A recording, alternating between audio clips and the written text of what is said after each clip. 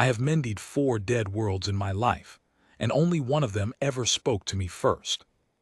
You should understand what kind of ship I ran because the whole thing turns on it. The Greenwood was a Loam-class rig, a world-mender, which is the polite name. The honest name is a air-eater with a garden bolted to its spine. We were ugly. We were slow. We carried scrubber towers tall as a chapel and tanks of microbial slurry that smelled, on a hot day with the recyclers laboring, like a low tide that had given up on itself. Warships get the songs. Rescue cutters get the grateful weeping families on the ramp. We got the worlds nobody wept for anymore, the ones already crossed off, and we crawled out to them, and we ate their poisoned air a cubic mile at a time, and we put the small living things back in the dirt. And 40 years later somebody's grandchild stood in a field that had been a tar pit and never knew our names. That was the work. I loved it the way you love a thing that asks everything and thanks you with nothing, which is to say completely and without expecting otherwise. We were 3 weeks out from a finished job and crawling home with empty tanks the day the dead world called. I want to be careful here because the word called is wrong and the whole story is the wrongness of that word. Lara did not call us. Lara had stopped believing anyone could be called. What Lara did was say goodbye into a channel that no longer had anyone at the other end, the way a man at a graveside keeps talking to the stone, because the talking is owed even when the listening is gone. We were not the listening it was owed to. We caught it by the side of the mouth, the way you catch a word not meant for you through a wall, and we mistook a eulogy for a cry. And we turned an ugly old garden ship around and went and argued with a planet about whether it was allowed to be dead. It won the argument for the first 100 years by its own arithmetic. Then we won it. Let me tell it in order. The man who made that broadcast was named Toval Sarn, though I did not learn the name for some weeks, and I did not learn what the name meant to his people until much later, sitting across a low table from him, while a brass-colored daylight came through a window that had no business letting any light through at all. Toval Sarn was the closing voice of Lara. I will try to explain the office, because we have nothing like it, and it took me a long time to stop flinching from it. The Kedron had known their world was dying for a very long time, not the way a man knows he will die someday, the soft, theoretical way, easy to set down. They knew it the way you know the tide is coming in when you are standing on the flats and the water is already at the ankle. Their sky had gone the color of old brass, a high amber haze that turned the sun into a coin you could look at without blinking. Their seas had gone white, not white with foam, white with sourness, the carbonate gone out of them, the shells of small things dissolving faster than the small things could build. It had started with the deep ground breathing, a long geologic exhalation of sulfur and carbon from a wound in their crust that no one had opened and no one could close, and their own machines had leaned on the door from the other side. And somewhere in the generations before Toval's grandfather, the two pressures had met, and the air had begun to sour for good. They had fought it. I want that on the record, because later I was angry at them, briefly and unfairly, and the anger was the anger of a man who has never had to decide when to stop fighting. They fought it for 200 years. They built towers to comb the sour out of the air, and the towers worked, and the sour came back faster than the towers could comb. They seeded their white seas with everything their biology knew. They moved their cities up the mountains where the air was thinnest and least poisoned, and the poison climbed after them with the patience of water. They made threshold tables, which were the great cold achievement of their science, a map of exactly how far a biosphere can be pushed before the pushing becomes the world's own habit and no hand can pull it back. And one generation, with the honesty I have never stopped respecting even when I have hated it, their best minds looked at the tables and looked at the sky and said, "We are past it. We crossed the threshold 40 years ago. Everything we do now only buys an afternoon." So they stopped, not all at once, and not without people who refused to stop and died refusing, but as a civilization, by something they called the Accord of Letting Go, They stopped trying to save the world and turned to the question of how to leave it and how to be remembered.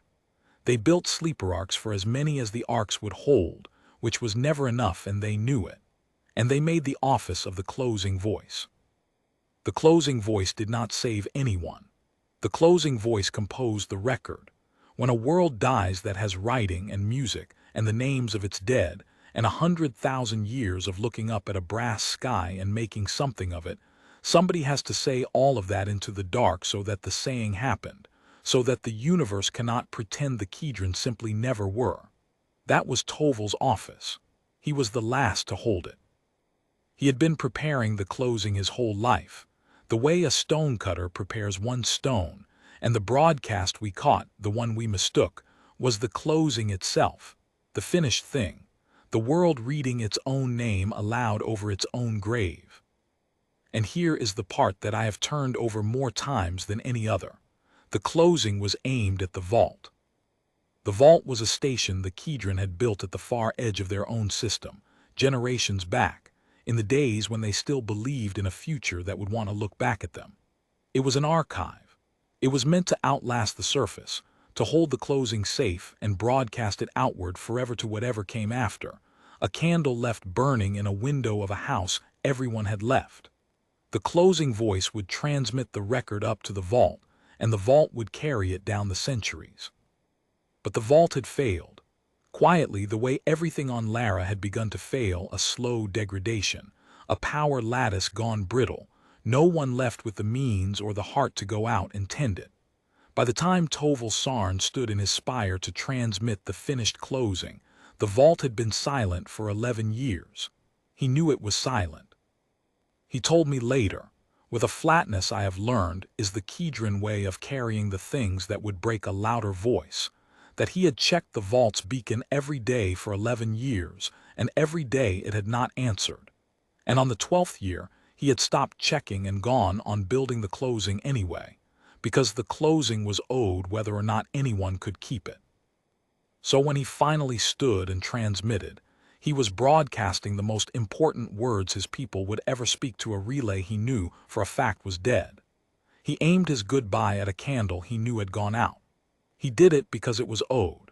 He did it the way you finish a letter to someone after the news has come that they are gone, and seal it, and have nowhere to send it and keep it anyway, because the writing was the keeping.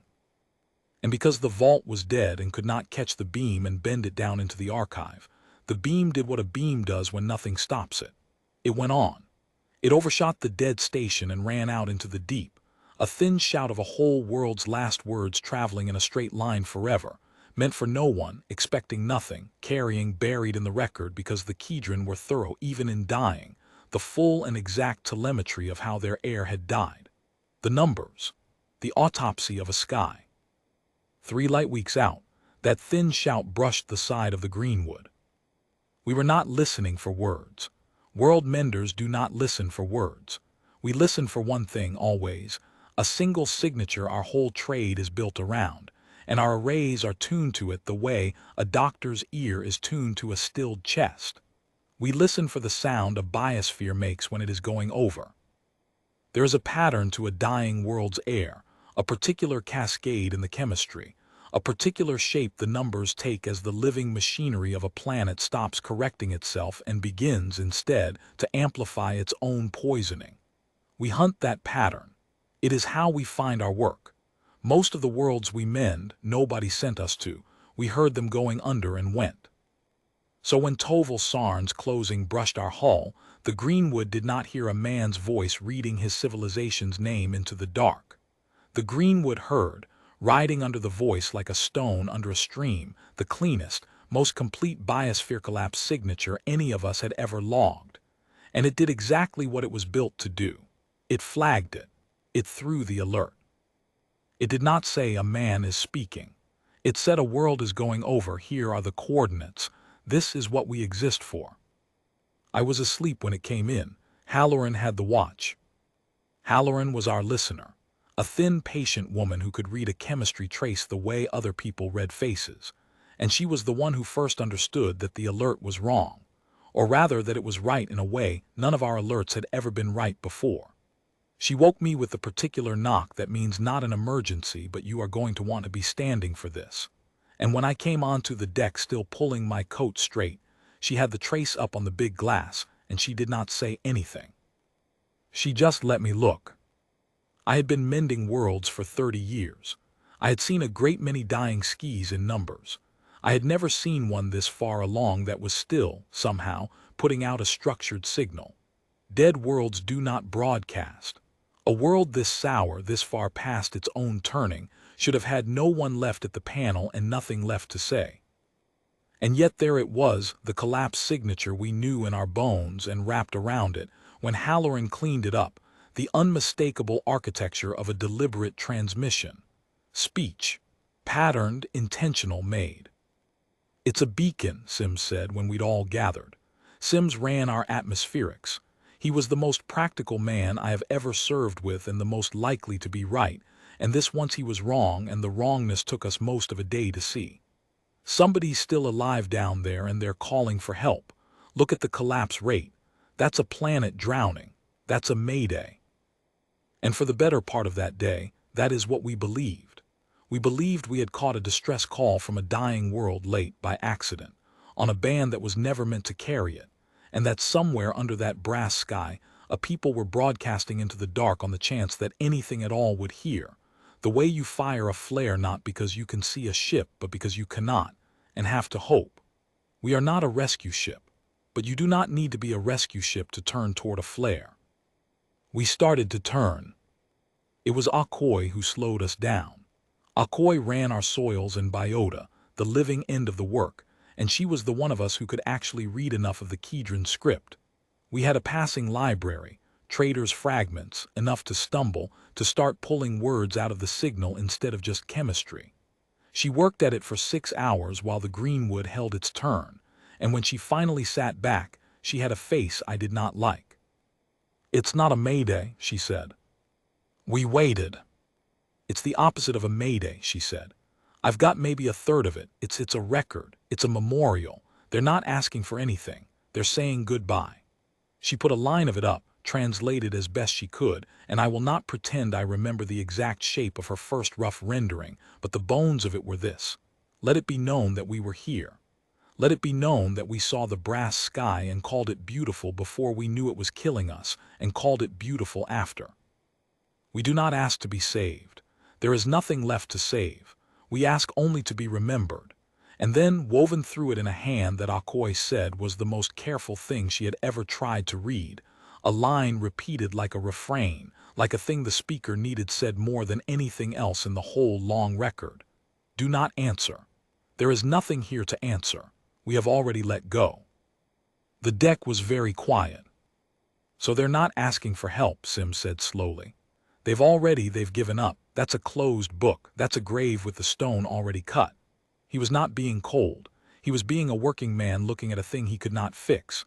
"Chief, that's not a job. You can't reroute a remediation rig 40 light years to a planet whose own people have signed off on it. They ran the numbers. Look, they sent us the numbers. They sent the whole autopsy. We can read their own science. They crossed their threshold 100 years ago. They're not wrong about that. The air's habit now, it poisons itself. Even we can't." "Put the numbers up," I said. I want to tell you that I knew in that moment what I was looking at. I didn't. I only knew that I had spent 30 years being told that worlds were past saving by people who had a great deal of certainty and very few air-eaters, and that I had personally stood in fields that had been past saving, fields whose own surveyors had crossed them off, and watched grass come up through the recovered dirt. I had a prejudice, is what I had. The prejudice of my trade. We do not believe in past saving. It is the one article of faith you cannot do this work without. So I put their numbers up not because I doubted them, but because 30 years had taught me to read a death sentence very slowly before I signed it. And the thing about the Kedron's threshold tables, I saw it within the hour, and Sims saw it within 2, and once you have seen it you cannot unsee it. The thing about their arithmetic was not that it was wrong. It was beautiful arithmetic. It was honest to the 3rd decimal. The thing about it was the assumption underneath it, the assumption so deep in it that the Kedron themselves could no longer see it as an assumption, the way a fish cannot see water. They had calculated how far gone the world was on the assumption that the world had to be turned by them, with their hands, in their lifetimes, alone. They were a single people on a single world with a single span of years, and they had measured the disease against the strength of one patient trying to heal itself in a generation, and against that measure the disease had won, and the measure was true. A man cannot lift a fallen house off himself. That is also true arithmetic. It says nothing about a house and a crane. We were the crane. I sat with the two columns side by side most of that night, their threshold table, which asked can this world correct itself in time, and our own remediation curve, which asked a different question entirely, the only question a world mender ever asks, which is how long does it take, from the outside, with machines that do not tire and do not die and do not have to also grow the food and raise the children, to eat a poisoned sky back to breathable. And the two columns did not contradict. They were answers to different questions. The Kedron had measured how far gone it was. We measure how long it takes to bring it back. Those are not the same number. They had never thought to ask our question because no one had ever told them there was a crane. 40 years, our curve said. 40 years of one rig, then more as they could be spared, scrubbing and seeding and scrubbing, and the brass would thin, and the seas would take back their carbonate a hairsbreadth a season, and the small things would come up out of the dirt. 40 years was nothing. 40 years was a single tour. I have given 40 years to worlds that never had a soul on them to thank me. And here was a world that had a closing voice, a world that had cut its own headstone, a world that had said do not answer. And it was, by the only arithmetic I trusted, eminently, unspectacularly, ploddingly savable. I have thought a great deal since about that line. Do not answer. They did not say it to us. They could not have. They did not know we existed. They said it into the dark to whatever might one day stumble on the record, and what they meant by it was do not grieve too hard. Do not come looking for survivors. There is nothing to find. We have made our peace. Let our peace alone. It was a kindness. It was meant to spare some imagined future from the false hope of a rescue that could not work. They had been so thorough in their despair that they had reached forward in time to talk the rescuer out of trying. I answered, I will not dress it up as a clean decision. We argued. Sims argued the regs, which were real. A loam rig does not divert itself 40 years off its routing on the strength of one chief's hunch, and there are good reasons for the regs, ships and lives and supply lines. Halloran argued the kindness, that the Kedron had said let go, that maybe a people had the right to choose their own ending, and that barging in with an air-eater was a kind of arrogance, a refusal to let them keep the one thing they had managed to keep, which was a dignified goodbye. That one stung because there was something in it. It is a real question whether you have the right to save someone who has decided with full knowledge to die. I have no clean answer to it even now. I only know what I did. What decided me was Akoi's last fragment. She kept working the record while we argued, and near dawn she pulled out the closing line of the whole closing, the very last thing Toval Sarn had said before he let the beam go, and she read it out in a voice that had gone careful. And it was this: if by some grace these words are heard, do not weep that we are gone. Weep that the world is gone, and that no one came for the world. He had meant the people were past saving and were resigned to it, and asked only that the world, the brass sky, the white seas, the dirt, be mourned, since the world, unlike the people, had no choice and no voice and no ark to flee in. He had drawn a line between his people, who had chosen, and his world, which had not, and he had grieved hardest for the thing he was most certain could not be helped. But the world was exactly the thing we could help. The people we could not save, not all of them, not the ones already lost, but the world, the actual living machinery of the planet, the air and the seas and the soil, the thing he had wept for as the one unsavable loss. That was the only thing a world mender saves. He had it exactly backwards, and the backwardness was the whole tragedy. A people had let their world die because they could not save themselves in time, and had never understood that the world could be saved on a longer clock than a lifetime, a clock kept by someone from outside who had nothing to do but keep it. I gave the order. We came about full and pointed the ugly old garden ship at a brass star 40 light years off, and I logged it, and the log entry is the truest thing I have ever written. I logged Lara not as a rescue, because it wasn't one, and not as a distress response, because there had been no distress call, only a goodbye. I logged it under the only heading a loam rig has, the heading we put on every dead world we go to mend, biosphere viable.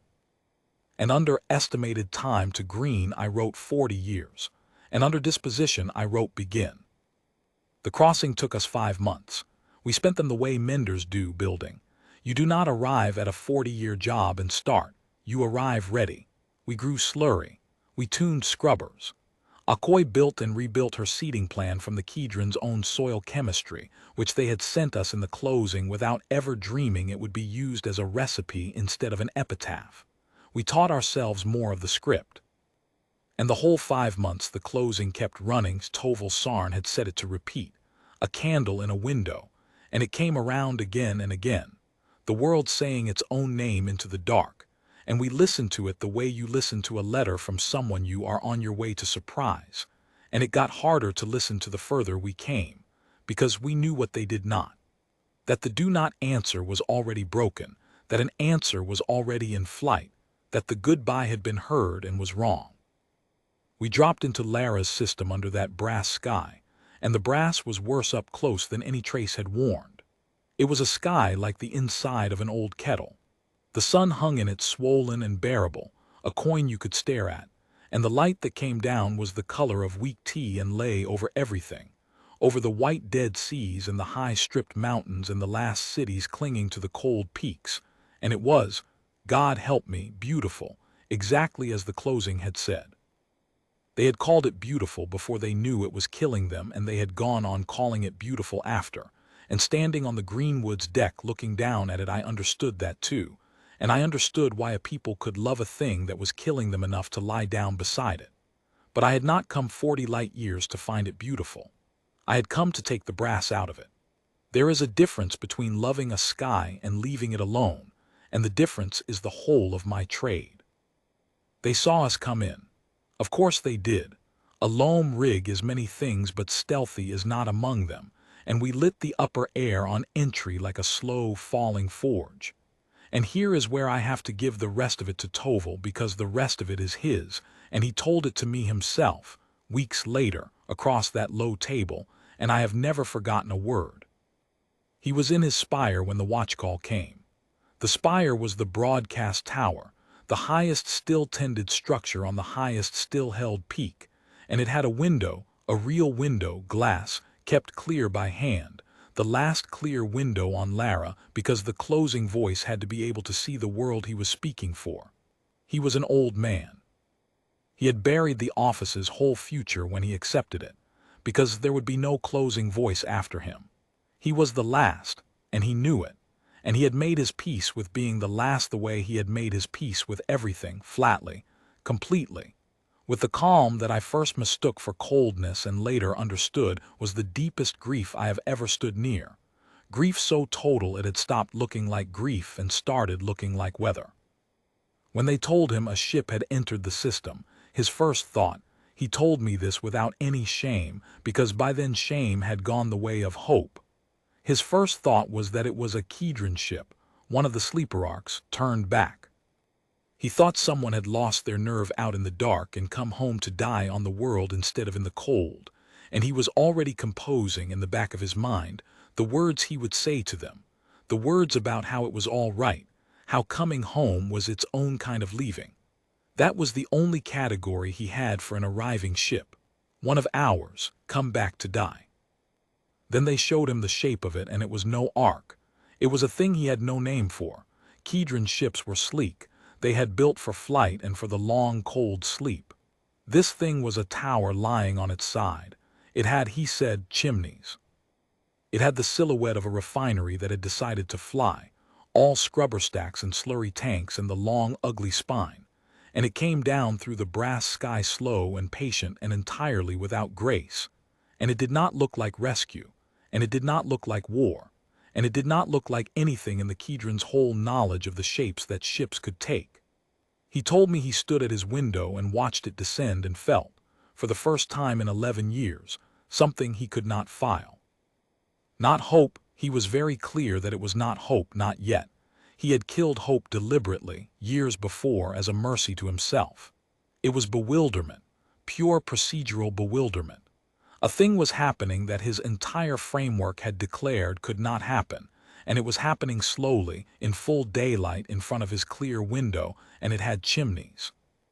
We put down on the flats below the peak, the old dead salt flats that had been a sea, and we did not wait to be invited because there was no one to invite us.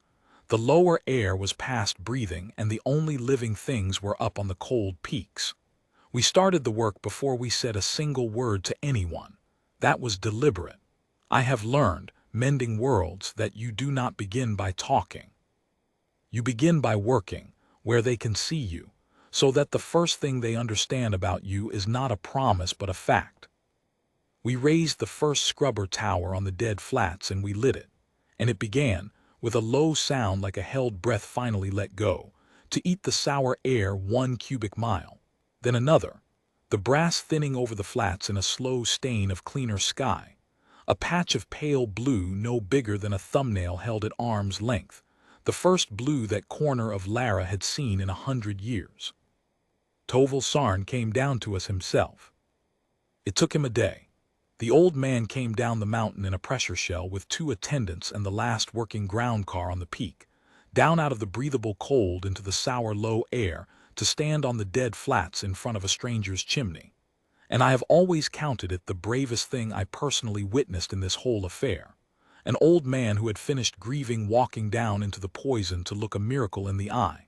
And I think, to tell it firmly, that it was mistaken.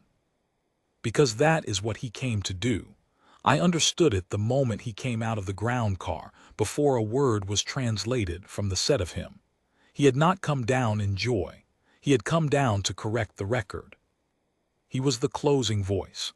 Accuracy was his whole life, and a thing had arrived that did not fit the closed and finished and accurate account of his world's ending, and he had come, with the last strength of a very old man, to explain to it kindly that it was too late, that there had been a misunderstanding, that the world was already past its threshold, and they had already let go, and the kindest thing the chimney ship could do was understand that and leave them their goodbye intact. We met on the flats in shells under the brass sky with the one thumbnail of blue overhead, and Akoi stood at my shoulder to turn the words, and Toval Sarn looked up at me. He was small. The Kedron are a small people, and very old, and his skin had the brass tone of his own sky, and he said through Akoi, in a voice that I would learn was the most beautiful instrument I have ever heard a living thing use, an instrument trained across a lifetime to carry a world's whole grief without breaking. He said, "You should not have come. We did not call for you." And I said the truest thing I had. "I know," I said. "You said so. You said it about 40 times. I read it." He took that in. Akoi told me later that the word she'd used for read carried, in Kedron, an accidental weight. It was close to the word they used for witness, for what a closing voice does, and so what he heard was nearer to I bore witness to it, and something moved in his face.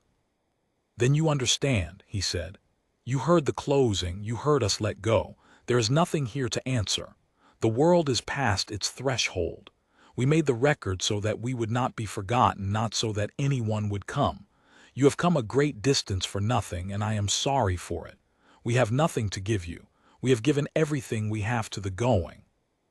And here is where I made the only speech I have ever made in my life, and it was not much of one, and I have never bettered it. You measured how far gone it is," I said. "I believe your numbers, they're good numbers. They're the best numbers I've ever seen for a dying sky, and I've seen a lot of them." I let Akoi carry that and waited and went on. "But you measured it wrong, not the arithmetic, the question. You asked whether you could save this world, yourselves, in your lifetimes, with your own hands while you were also feeding your children and burying your dead. And the answer to that question is no. You're right, you can't. No one could.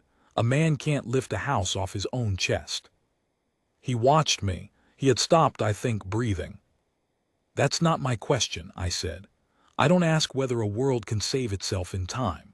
I ask how long it takes from the outside with machines that don't get tired and don't get old and don't have to also grow the food to take the bad air back out. That's a different number. For your world, that number is 40 years. I've already started the clock.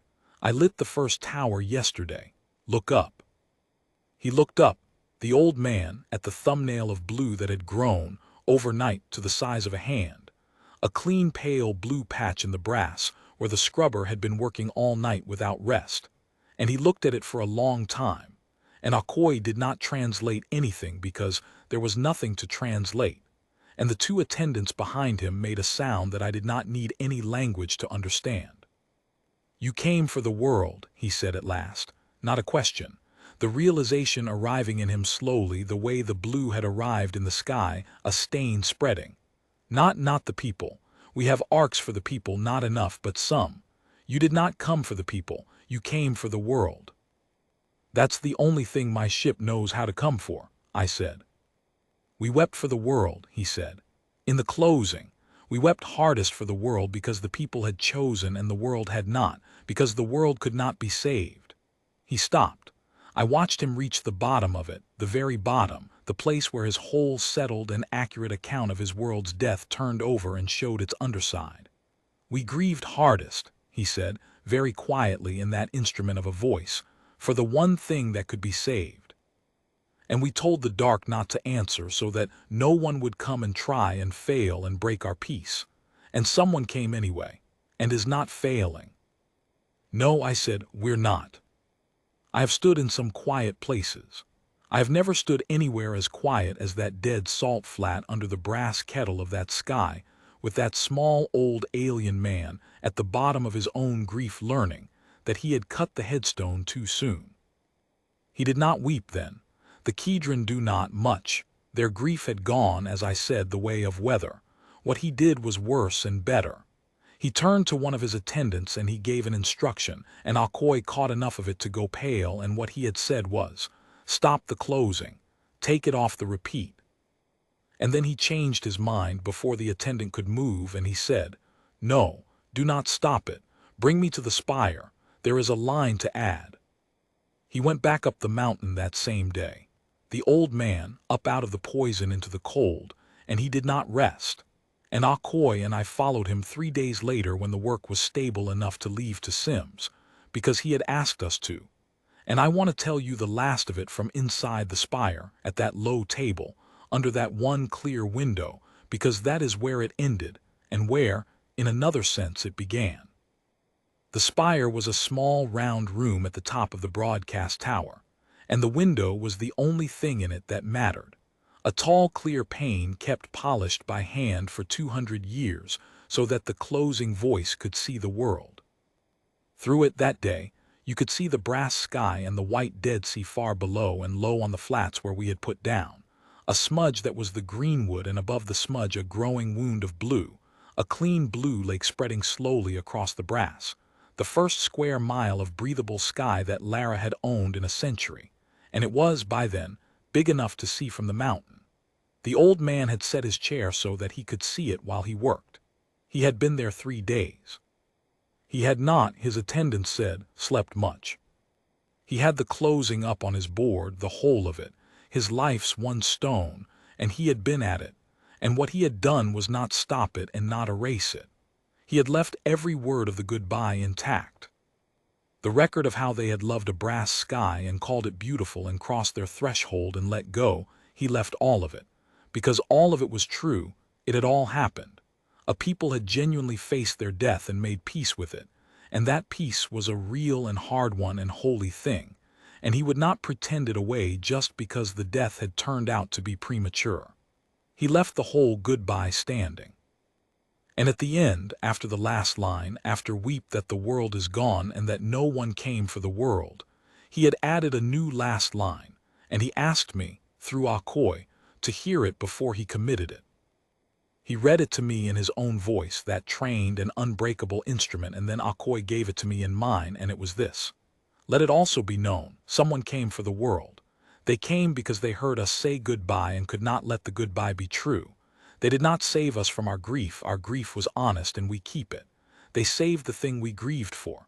Do not weep that no one came. Someone came. The world is not gone. We were wrong about the one thing, and being wrong has never tasted so much like grace. He looked at me when Akoi finished. It is not finished, he said. The closing is no longer a closing. I do not know what it is now. I am not a broadcaster. I have no instrument of a voice. I mend worlds. I am good with chimneys and slurry and the long patience of dirt, and bad with words. And I have regretted that badness all my life, and never more than in that small round room. So I said the only thing I had, the flat thing, the working man's thing, the thing my trade had taught me to say to a world that thinks it's dead. It's a first chapter, I said. Refile it, you had it under the wrong heading. He sat with that. Through the window the blue lake spread, slow, the width of a hand now and growing, and the swollen sun came down through it, changed. Came down for the first time in 100 years as ordinary light, white and clean, falling through a square of sky that a chimney had given back, onto the face of an old man at the bottom, and now, slowly, climbing up out of, the deepest grief I have ever stood near. A first chapter, he said. And then the closing voice of Lara, the last of his office, the man who had spent his life learning to say goodbye, did the hardest thing his training had never prepared him for, which was to revise the goodbye into a greeting, and he leaned to his board and he took the closing off its closing, and set it instead to begin again, not as a candle in a window of an empty house, but as the first broadcast of a world that had been told it was dead and had. On the strength of one ugly ship and 40 years of someone else's patience, declined. We stayed the 40 years, not the Greenwood alone. Once the word got back, others came, because 40 light years is nothing against a savable world, and our fleet does not leave a job once it's begun.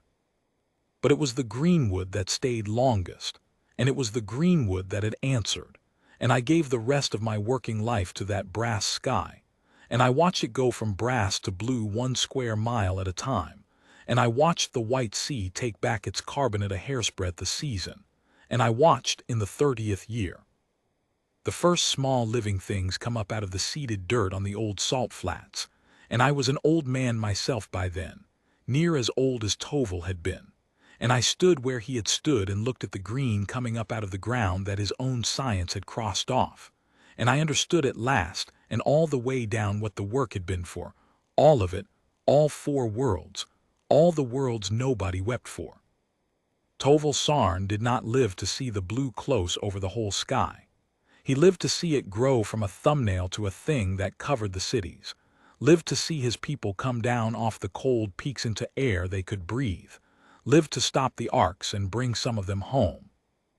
He died under a sky that was half mended, which is to say under a sky that was being born, and his last act of office, he had refused to the end to let anyone else hold it, because the office had changed, and only he understood the change. His last act was to record the line that they put afterward at the head of every broadcast that world has made since, a world that broadcasts a great deal now, a loud and living and recovering world, a world that has a great deal to say.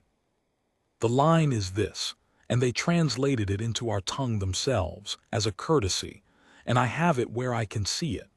We broadcast our death into the dark, and someone heard a life in it that we had stopped believing was there, and came and was right. I filed my last report on Lara the year I came home for good. The forms had not changed in 40 years. They never do. They had a heading for disposition, and I had filled that heading 100 times in my life with the same flat word. Begin.